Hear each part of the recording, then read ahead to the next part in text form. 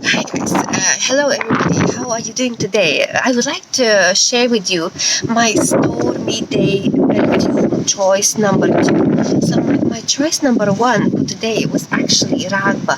I really feel very nice with this perfume, but my choice number 1 would be something maybe sweet and cozy, like for example like Lattafa Royal Blends. It's Arabic perfume.